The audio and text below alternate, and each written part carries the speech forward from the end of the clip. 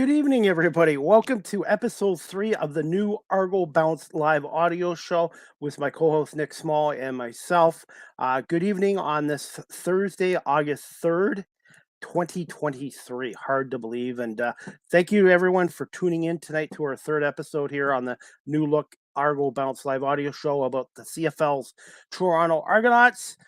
Breaking down their home and road games and previewing their upcoming games. And the Argonauts are now 6-0 for the first time since 1935.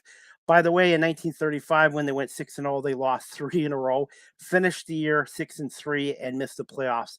Back then, they only played 9 games back in 1935. So let's hope the Argos don't lose 3 in a row and miss the playoffs this year, which is highly unlikely. But the Argos are coming off a 31-13 win over Saskatchewan at the Touchdown Atlantic game a Saturday afternoon.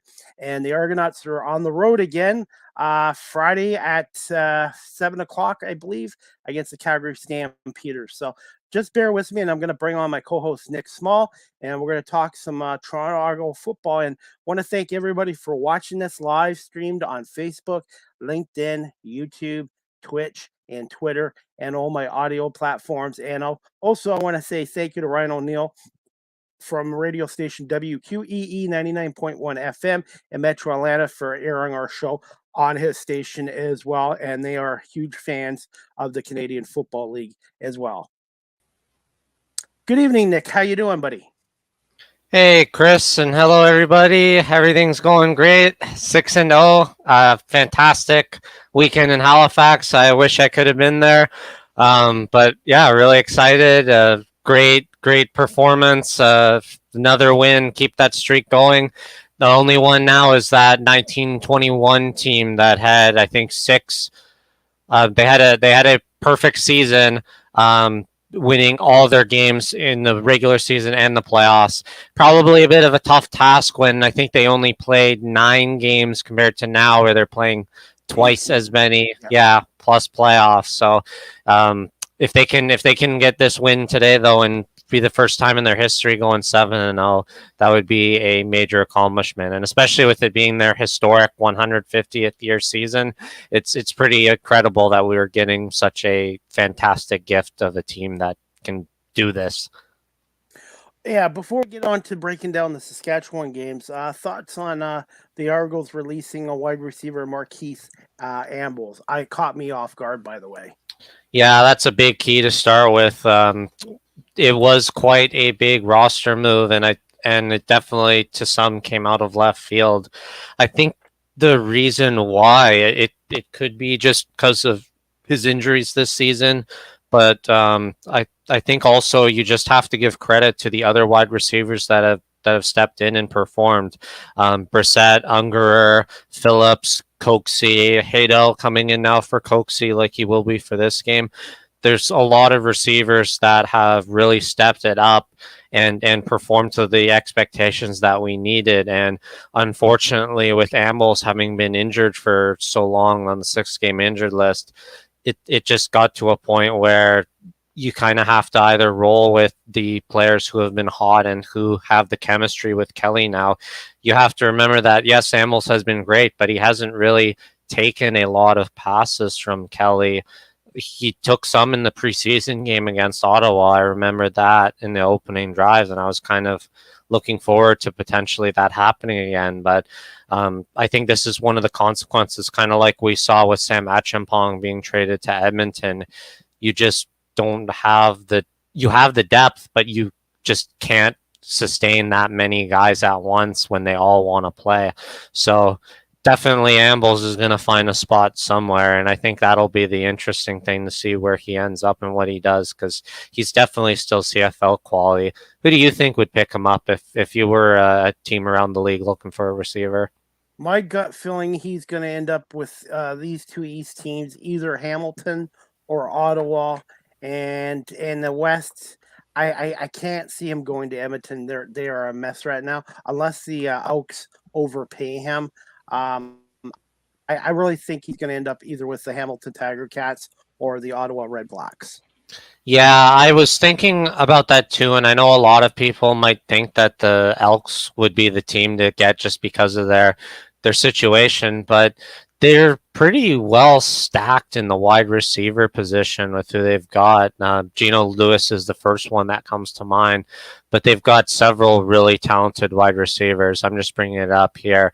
Stephen Dunbar, Dylan Mitchell, Kieran Moore. CJ Sims, like they've got a lot of talented receivers, so they don't really need the depth there. I think Hamilton across the QEW would be the one I'd expect, because there seems to always be this history where guys play in Toronto and something happens, they get cut, and then they go to Hamilton and continue their career there. I'd look at like what happened with Chris Van Zyl recently, or Brandon Banks the other way around. So I think they could definitely see that move. Ottawa's another good response. I think I could see that.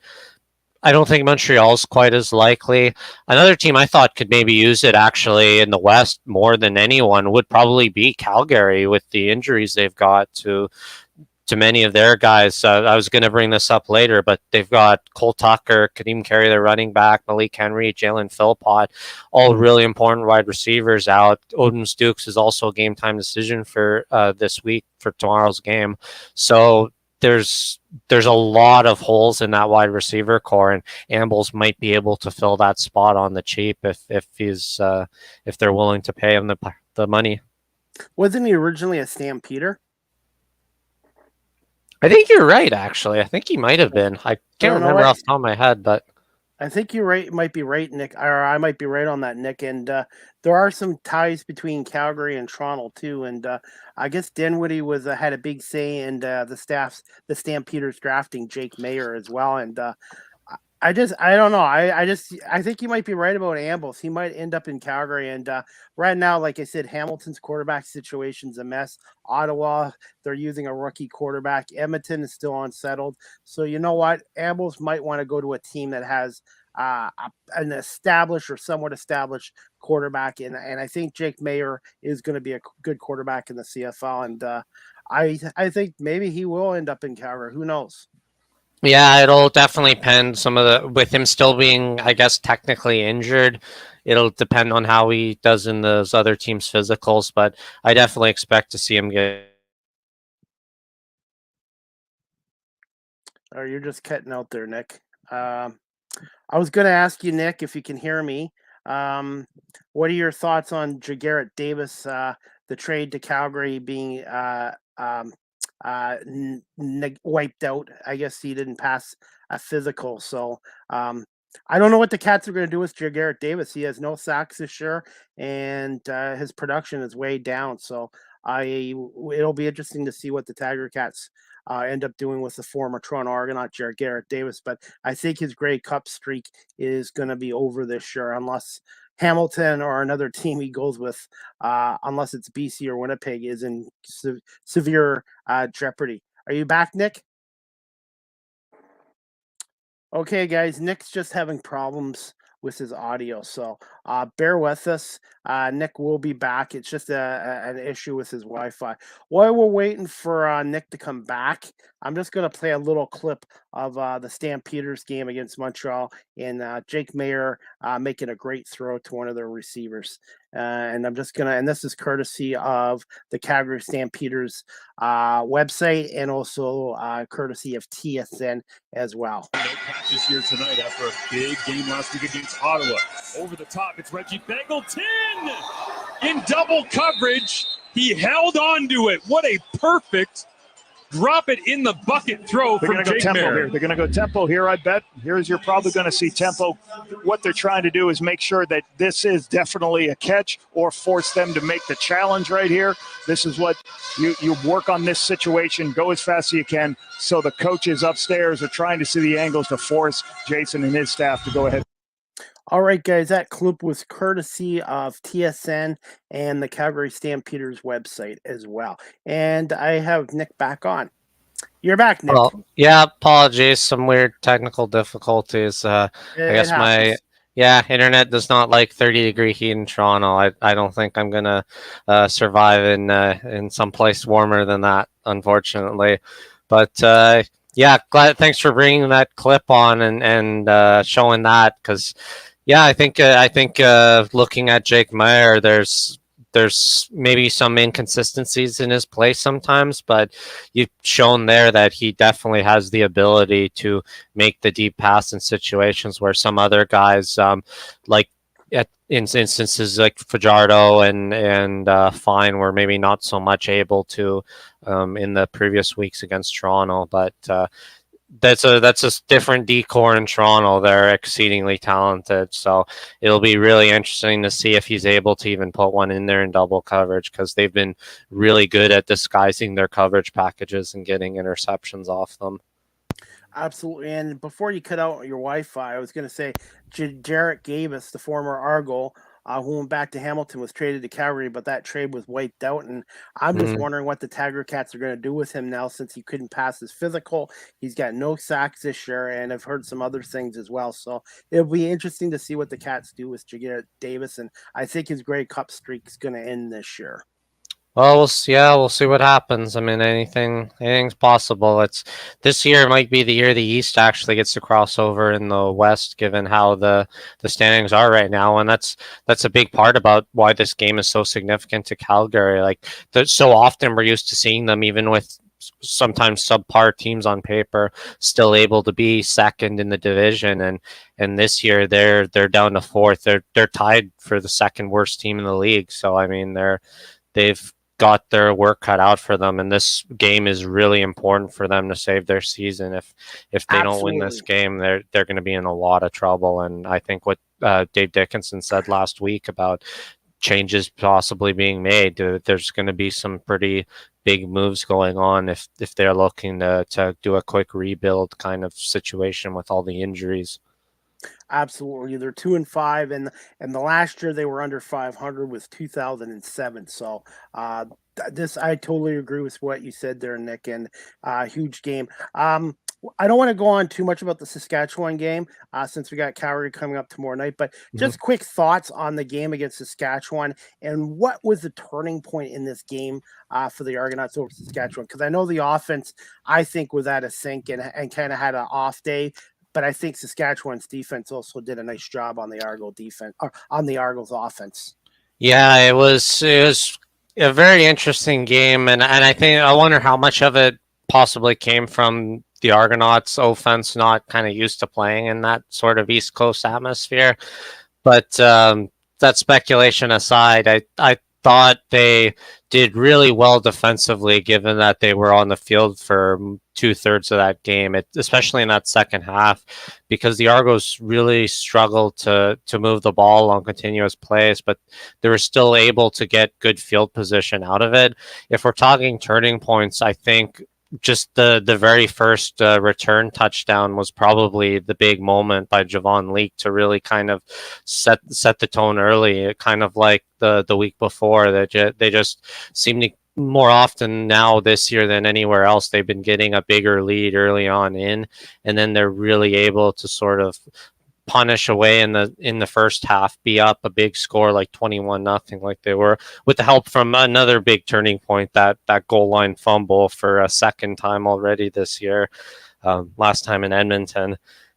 Getting that turnaround and then just sort of being able to coast on that, and their defense just plays really well with a bend but don't break mentality.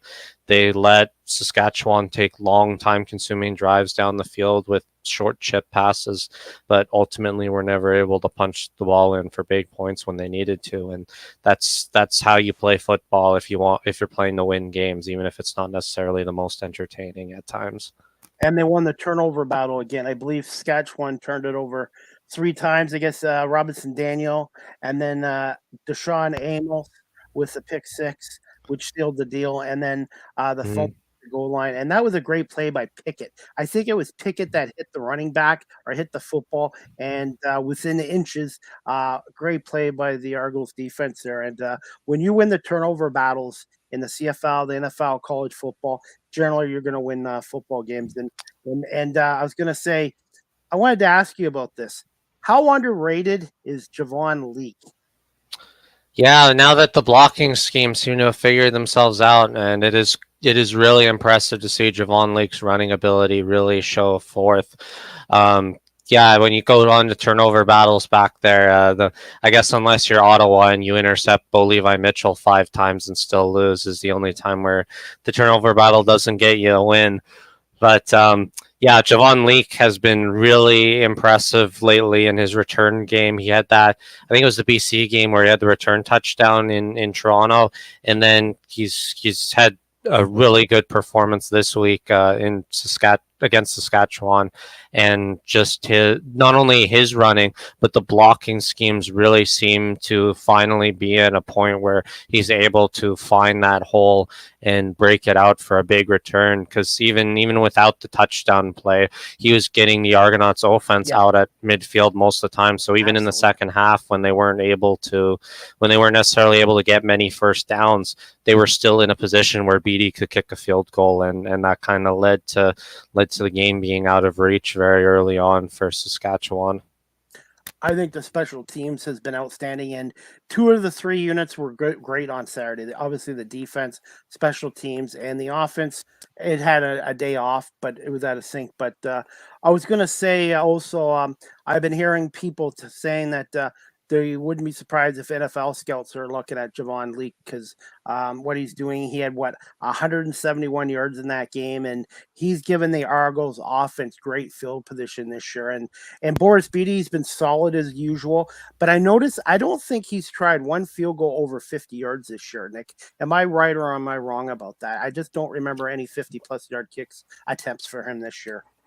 Yeah, I'm honestly not sure. I haven't checked on distance and field goal attempts, but I don't see really a need to if you have the best punter in the league in John Haggerty and being able to just pin them deep. There's if and especially in these circumstances, they haven't been in many situations where they've needed a clutch 50-plus yard field goal at long distance at a key moment in the game. So if you're winning by more than 7 points, why would you risk that when you can just pin them deep in their own territory or get the rouge off that in the worst case scenario? I think that's probably why they aren't going for super long field goals, which might be a bit more of a risk. But I think the only thing in terms of like NFL drafting and that kind of stuff, the problem is that the CFL game warrants good returning. Like it's specifically designed for it. Yeah, whereas it's more the NFL is this fair catch crap and touchbacks. Sorry. Well, even before that, it's really gone, I think, downhill in the last 5 years, where now special teams, they don't like, you're starting on the goal line, no running start, and other people have brought it up. It's been a way for younger players to really showcase their talents because they don't play on offense or defense very often. They play on special teams, and now that special teams is just fair catch or touchback, like you said, they don't have opportunities to showcase their abilities. So it's almost like, why even bother having special teams if you're just going to play offense defense? But then that's one thing I've always been adamant. Although we have the no yards rule, the most integral part of it that really makes it a entertaining and really situational thing is that ability to nullify it by being onside with the kicker. And we've seen the Argos do that against Montreal. We saw Hamilton do that against the Argos. I think at least one other team has tried it this season. I can't remember which game off the top of my head, but I'm sure I've seen it at least in one other game. And we very well might see it Calgary try it this week against Toronto, and I'm really excited to see that part of the game with the onside man being brought back in the playbooks, because it really does. It's something unique to our game of football, and just it requires the returners and the blockers to be really smart, understanding the rules and how to take advantage of that to maintain possession. It's a wonderful thing, and yeah, it's so much more entertaining than watching a guy wave their hands in the air every 4 downs. Yeah, a lot of Americans don't like the rouge or the single point, but I'm telling them I don't like the fair catch. And I said, there's stuff about the NFL I don't like, okay, and there's stuff about the CFL you don't like. But I said to him, why can't you just enjoy the CFL for what it is? It's like people watch the Buffalo Bisons, AAA baseball, or the OHL. Nobody calls it Bush League or minor league. They enjoy it for what it is, and people need to get out of their head. It's professional football. These are professional athletes, and there's been guys from the States that couldn't crack it in the CFL. Ricky Williams, Johnny Manziel. It's not as easy as people think. And I just, like I said, I just wish people, not you, or I just wish some people on social media would stop comparing it to the NFL. It's not the NFL. It's a different league, different country. And I heard one excuse: you don't have 32 teams like the NFL. Canada is a much smaller country than the United States of America. 32 million people compared to 375, and there's only 9 teams in Canada. So, you know what I mean? I just, yeah. And the only thing I do not like about the I did used to like the rule about the no yards thing, but I think 5 yards was sufficient. They changed it from 5 yards to 15. If it hit the ground, if it was caught in the midair, it was still a 15-yard penalty. But yeah, they changed it so it was 15 if it bounced or not. Before it was 5 if it bounced, and that was part of this rules package change last season to kind of try to promote more offense and scoring. I'm not sure the direct correlation with it, because I think like for this year, for instance, although we have teams like BC and Toronto that have been pouring on the points, I think sometimes you just get years where you have really poor quarterback play. Like this year's kind of a down year for that across the board. One thing, Nick, too, I wanted to bring this up about the Argonauts special teams.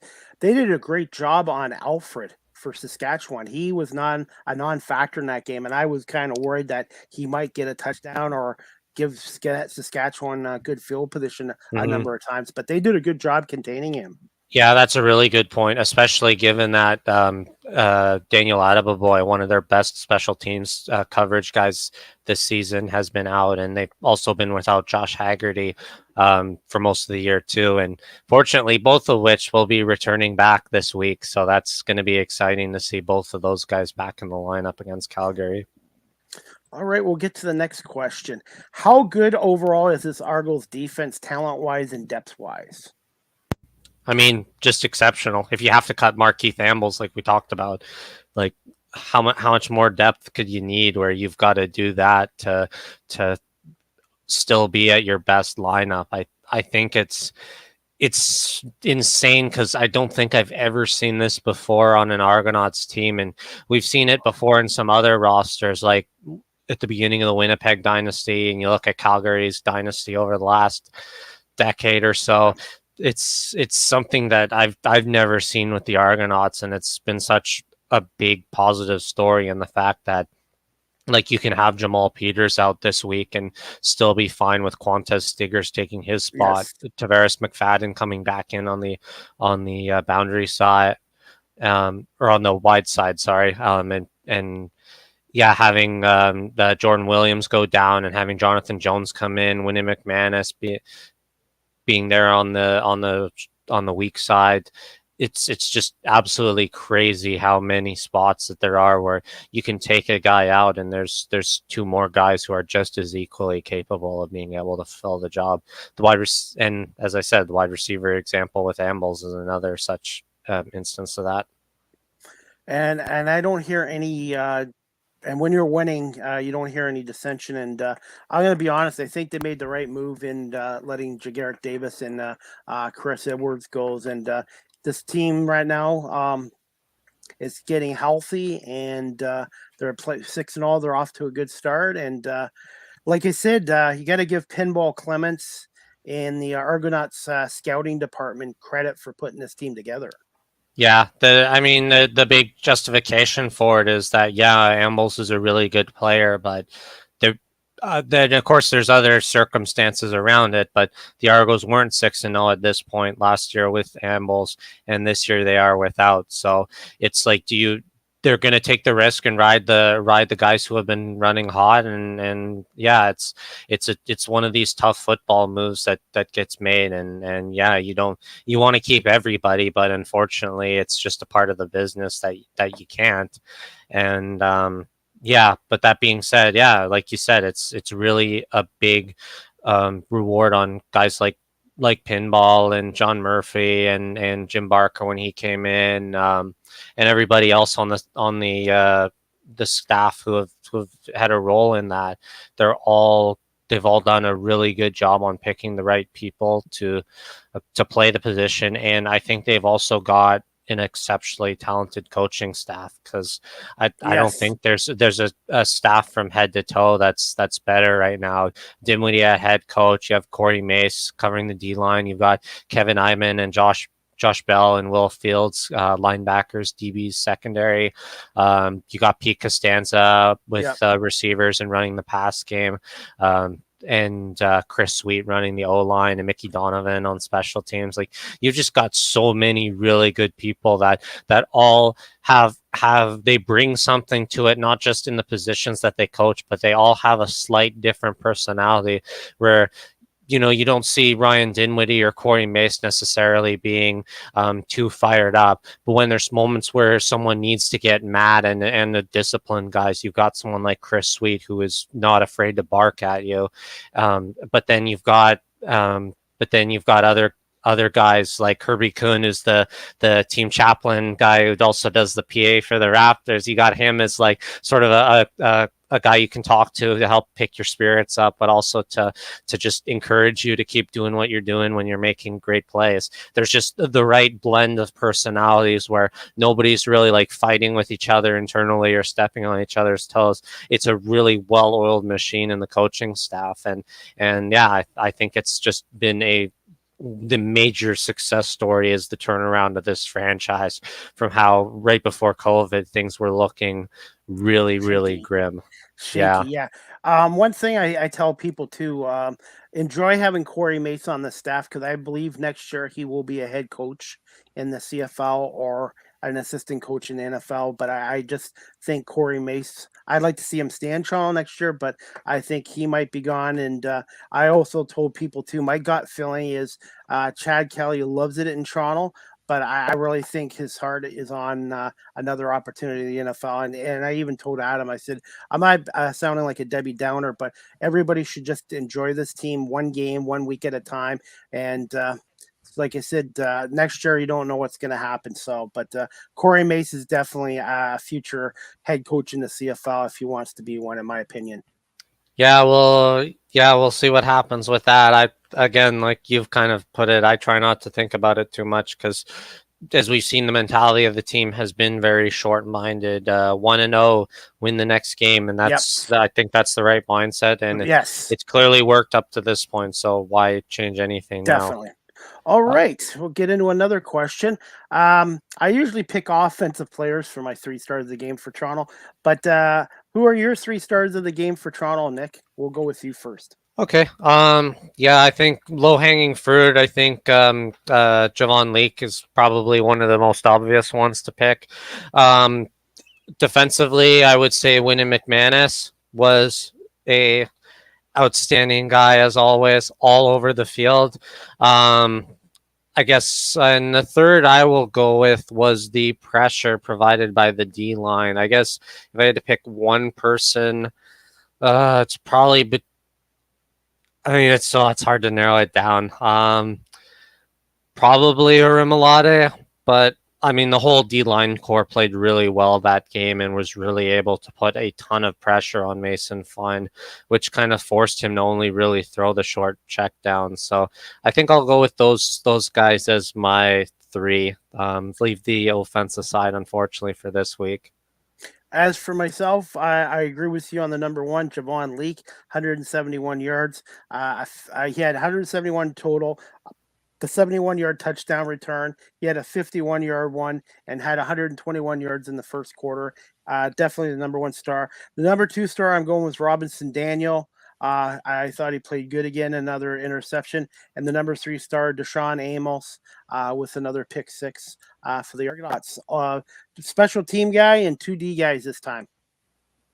Yeah. One shout out I gotta give though is to Andrew Harris for breaking 5th, I think, on the all-time running backs list. Or sorry, rushing yards. So because Damon Allen is on there too, to cite not being a running back. Which is just amazing. Damon Allen, 75,000 passing yards, and then another 11,920 yards rushing. And Damon Allen, man, people don't realize how special this guy was, and he could have played baseball too. He was actually drafted by the Detroit Tigers in '84 as a pitcher, and he chose football, and 23-year career in the CFL, and he's still to this date the last quarterback to beat the Argonauts in a Grey Cup back in 1987. Yeah, give him credit. Give him credit. Damon was quite one of a kind. I think he's the only guy who's top 5 on both passing and rushing yards. So it's pretty cool. Yeah, and I think it was Charles Roberts was the guy that Andrew Harris said he was always looked up to as a kid, and the story about him, saying one day he was going to break his record and doing that in Halifax of all places, I think is a pretty cool thing to say. First ballot Hall of Famer, right, Nick? Andrew Yeah, Harris, I think so. I mean, I get when you're talking players, like you got a lot of recency bias on guys, but I think if we're talking like Canadian running backs over just the last 2 decades who have really defined the position, I think the two that instantly come to mind have got to be Andrew Harris and John Cornish. Absolutely, and I like what the Argos are doing with that running back game. Adrian Ouellette, Andrew Harrison, they've got so many weapons on that offense, and that brings up my next question, Nick. Any concerns that the game against Calgary could be a trap game, and your thoughts on the offense? You think they'll make some offensive adjustments going against Calgary defense? Yeah, everybody's favorite 2 words, the trap game. Okay. Yeah, I know. Well, when I was looking at some of the adjustments to the roster going into this week, so some of the big things to note, offensively, the big thing is that Darius Sirocco, who's been playing center all season so far, he is out. And Peter Nicastra, who's been playing mostly right guard this year, he was the rookie of the year for the team, I think before COVID, I think it was, or the half season. Anyways, he moved from he's going to move from right guard over to center, and then McGregor McKellar is going in at right guard. Wide receiver wise, Coxie is out again for another week, and then the other thing I think that's interesting to keep an eye on is if you look on the depth chart, you have for designated nationals, you've got Jordan Williams at middle linebacker, Jonathan Jones at short side linebacker, and then you've got Pickett in the flying wing Sam spot. So Williams is in brackets as a designated national, but Wyndham McManus is in the curved brackets as a nationalized American. So I think you could see McManus maybe coming in at middle linebacker for Williams. But another thing to keep an eye on, and I know other people are going to see this as well, so I know it's not me revealing some big secret. Benoit Marion, Deontay Knight, and Robbie Smith, who are all backups in the defensive line spots, are also in those designated nationals spots. So I could very well foresee a potential scenario where they might drop a guy at D-line, have McManus in for the lineman, and maybe run a 4 linebacker, 3 lineman setup on second down situations, have that rotate in, have only 3 guys providing pressure. But then there's also the option to maybe send one of the linebackers in. There's a lot of really interesting kind of things you can play around with that. And we haven't seen the Argos run with the designated national roles too much when they haven't needed to. So there's some pretty cool things that we might end up looking forward to. All right. I wanted to ask you this as well, Nick. What are some keys to an Argo road win on Friday night against Calgary? And is that a 7:00 kickoff or a 9:00 kickoff, by the way? I thought it was let me check my friendly dandy computer right here to confirm it. I'm gonna miss probably half the game driving back from Buffalo, so I'm gonna have to listen to our friends Mike Hogan and Ben Grant on TSN 1050 on my radio, providing the signal from the Toronto station reaches out to Niagara Falls, St. Catharines area tomorrow night. Yeah, nothing wrong with that. I think across the lake it shouldn't be too bad. I know sometimes when you get up in the Hamilton Peninsula, you get past Dundas, then it starts to get a little choppy. But I think south there you'll probably be okay. Yeah, in terms of keys, I did check. It is a 9 o'clock start. Okay, Because I 9 know, o'clock. today's Good. game's going on right now. It just Yeah. started, I think. Okay, 9 p.m. Yeah, so that was kind of throwing me off. I think in terms of keys, I think if they pressure very similarly to how they did Mason Fine last week in Saskatchewan, I know you're more on Jake Mayer than I am, but I have not seen him Enough. be consistent enough. Okay. Like even during the preseason games, he looked like the worst quarterback out there in the game against Edmonton. I just haven't seen enough of him throwing consistent good balls downfield to be that much of a threat. So I would say take advantage of your excellent secondary core, especially now that Josh Haggerty's coming back in this week. Force him to throw the ball deep into double coverage, and we'll see if he's able to make those kind of plays like he did in that clip you showed against Montreal. I don't think he can do it. And then I think offensively, I think you just gotta find the guy and who's been kind of left uncovered in opposing schemes and take advantage of it.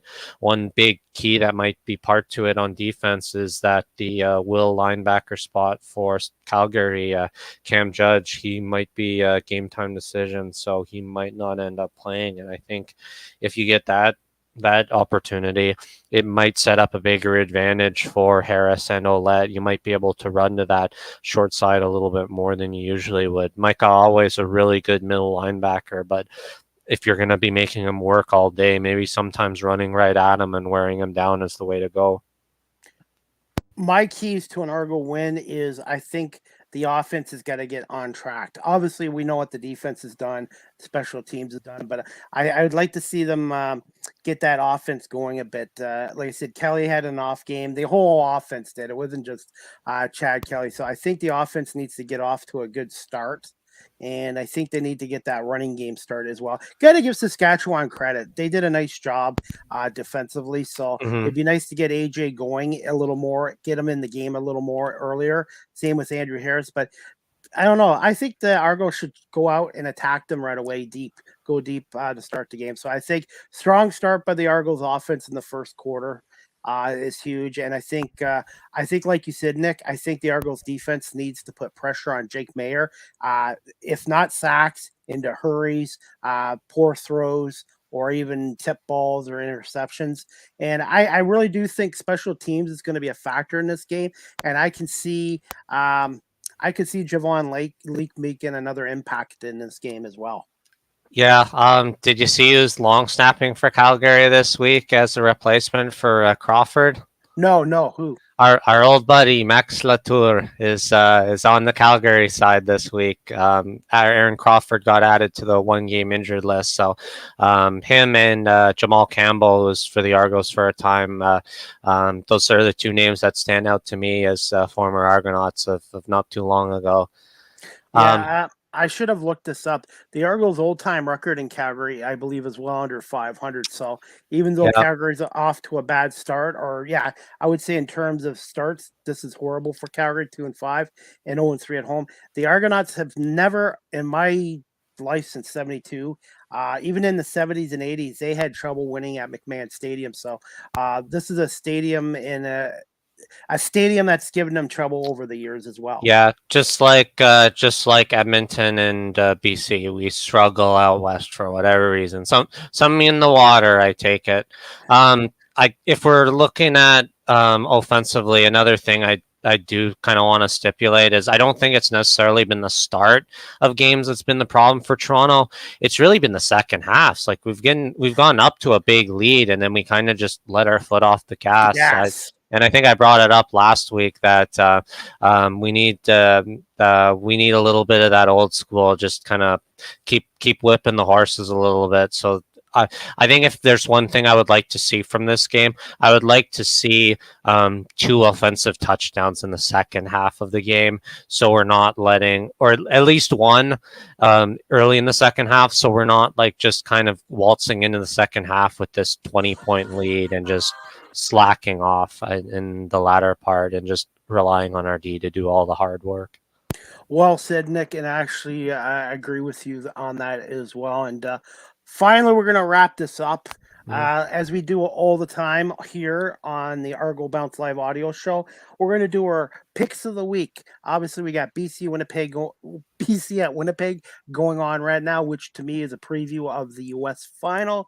Then we got Toronto, Calgary Friday night, Montreal, Hamilton Saturday night, and Ottawa at Saskatchewan. Nick, you go first, and what's your picks for these games?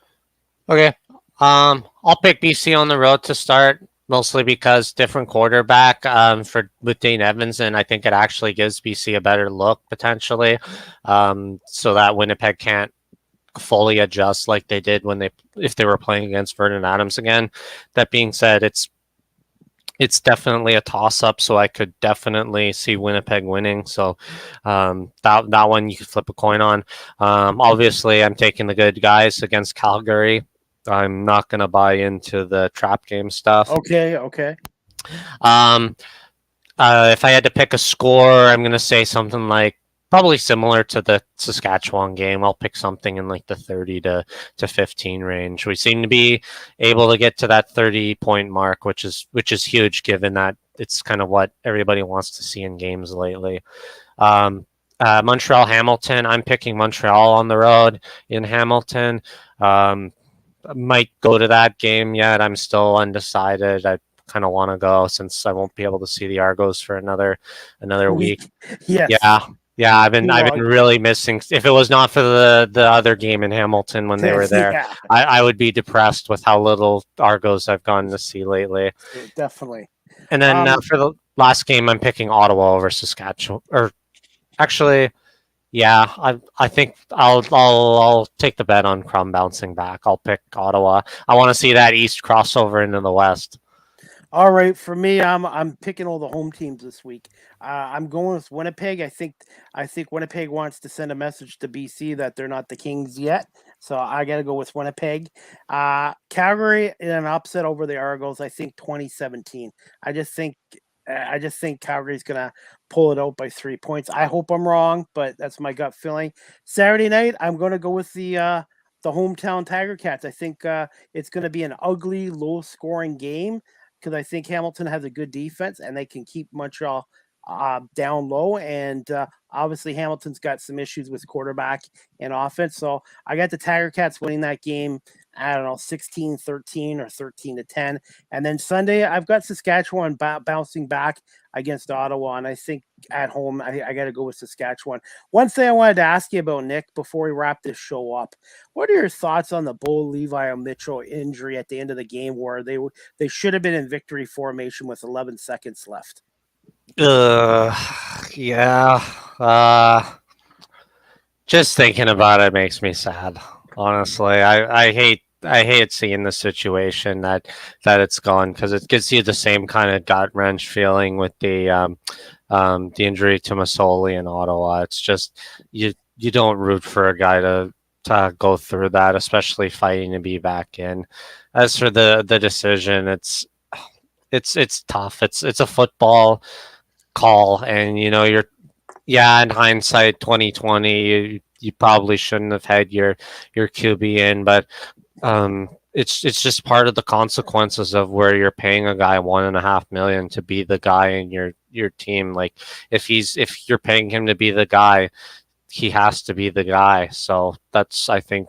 Yeah. As for the call on the field, like I get why they were trying to do a sneak and because of the yardage being back in their own zone, not really being able to knee, but yeah, it could have easily have just fallen forward into an empty gap and had not had the guy rolling him. So I think it was just a lot of bad luck and circumstance. I don't blame the decision in itself outright as a consequence.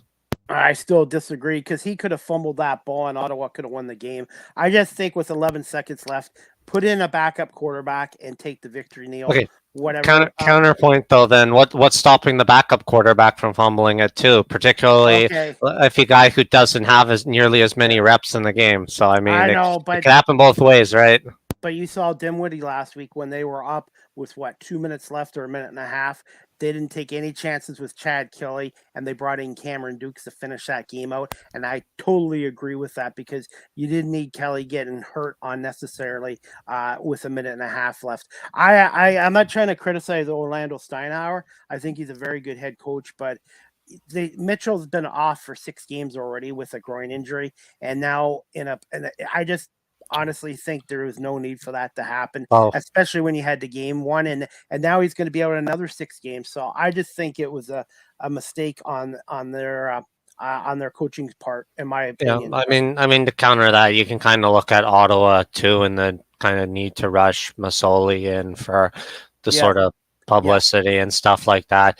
And also with the Argonaut situation, like it was a multi-possession lead the Argos had, so they could afford to have Scott or Dukes in and throw a little bit. Even that game, the final score was 16-20 Hamilton over Ottawa. So yeah, it's really tough because we've talking this with almost a week of hindsight, whereas these guys are trying to make it right in the slew of the moment when tons of fans are roaring. There's all kinds of hell is going on, so it's a tough decision to make. And unfortunately, sometimes it ends up like this. And I don't envy the guys who have to make those tough decisions. It's not an easy job.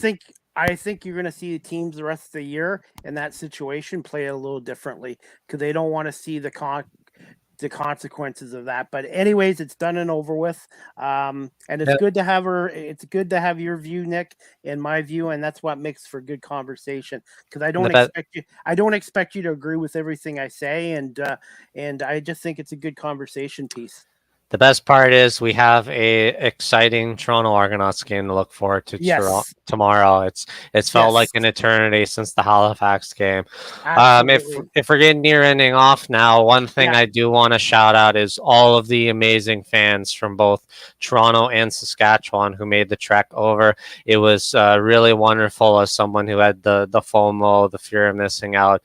I can't thank you guys enough for sharing all of your adventures and stories and many beverages, some of which might be a little adult in nature, bringing all of that and the lobster and everything home to us to get to watch and enjoy it. It almost felt like we were there ourselves, and for that I thank you, the fans.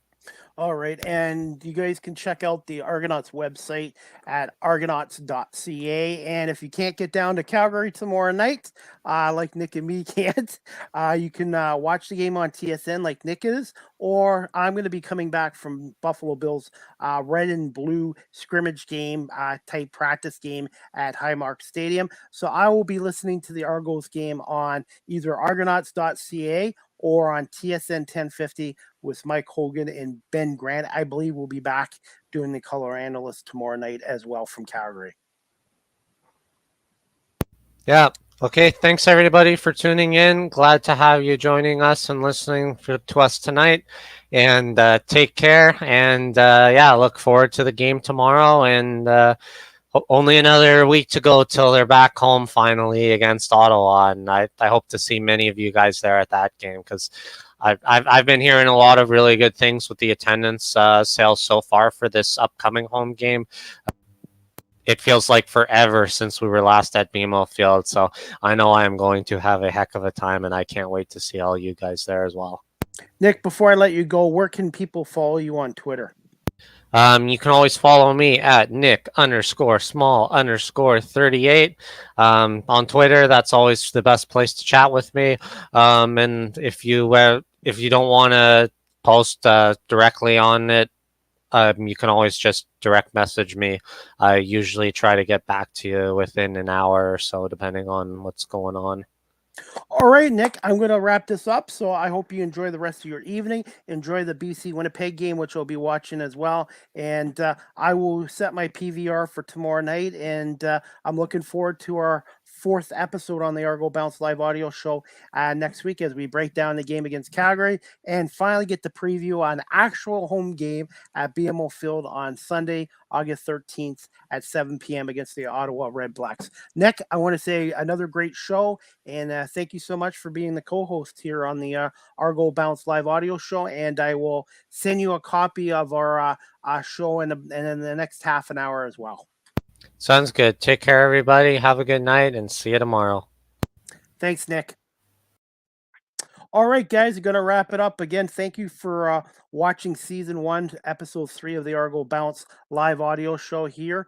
And thank you to everyone watching live streamed on Facebook, LinkedIn, YouTube, Twitch, and Twitter, and also my our 14 audio platforms. And I want to say the Argo Bounce live audio show, a weekly show about the CFL's Toronto Argonauts, will air on radio station WQEE 99.1 FM in Metro Atlanta, the home of Southern Talk and Sports, the heartbeat of Atlanta. And a shout out to Ryan O'Neill, who's the station manager there, and he's a CFL fan as well. Guys, I hope you enjoy the CFL games this week. I'm looking forward to the game tonight between BC Winnipeg. Friday, Toronto at Calgary, 9 p.m. Saturday, 7 p.m., Montreal Hamilton. And then Sunday, I'm not sure what time that game is, Ottawa at Saskatchewan. So lots of great football going on here. And I will be at Highmark Stadium in Orchard Park tomorrow night to watch and cover the Bills red and blue scrimmage game as well. And I'm going to hopefully get some good pictures, some videos, and possibly an interview or two with people that are with the Buffalo Bills organization as well. All right, guys, have a great evening, everyone. Great weekend. Enjoy the CFL games and look forward to doing episode 4 of the Argo Bounce live audio show next week. Date and time to be announced with my co-host, Nick Small. Have a great weekend, everybody, and go Argos.